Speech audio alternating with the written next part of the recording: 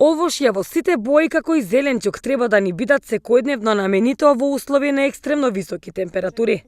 Да се избегнува потешко сварлива и зачинета храна, а да се ограничи и внесот на алкохол, велат нутриционистите. Најчесто во лето апетитот ни е многу намален, посебно кога температурите се екстремно високи, поради тоа што нашето тело се труди да ја регулира температурата со намалување на телесните функции кои создаваат топлина, а еден таков процес е и варењето на храната, односно дигестијата. Бидејќи овој намален апетит е надвор од нашата контрола, можеме да си помогнеме само со внес на нутриенти богати со вода, кои би помагале во регулирање на телесната температура.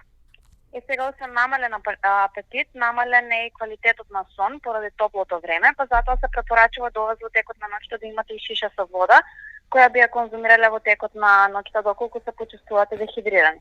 Најчесто околу 2 до 2,5 литри вода губиме во текот на денот преку потење, мокрење, дишење и сетост, па ако на дневна база во нормални услови треба да се пие по 6 до 8 чаши вода.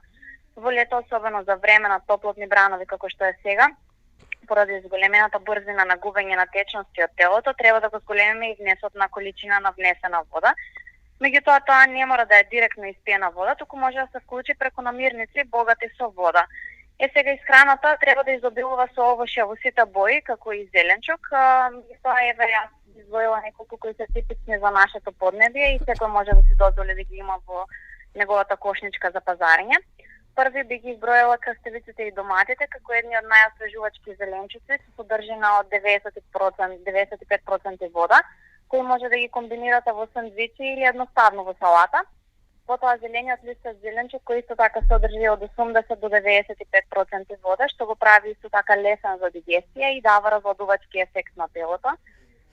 Од овошјето, дињата и лубеницата исто може да ја изгаснат дури и најголемата дехидратација со само една изедена партија. Имат малку калорија, содржат многу вода, дури до 95%, а богати се и со влакна кои помагаат при потешкоти во варење на храната.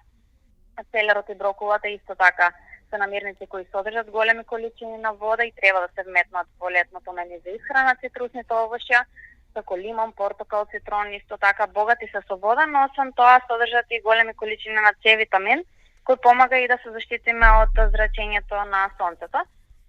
Како избор за ручек може би ладните супи од зеленчук, кои исто го подигнуваат нивоата на хидратација во телото.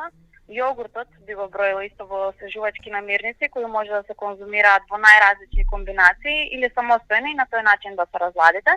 Меѓутоа најважно од се е да се избегнува и користење на храна која подолго време се вари или се дигестира. Тука мислам на потешко сварлива храна, како храна која содржи поголеми количини на протеини, односно месо, и храна која содржи многу сол или шеќер, кои дополнително го дехидрираат телото и секако да се избегнува или да се ограничи внесот на алкохол. Советите од нутриционистите се првенствено да се пие многу вода и да се бара храна која е лесно сварлива, богата со вода и минерали кои се губат преку потењето, со повеќе растителни влакна, а помала количина на масти и протеини.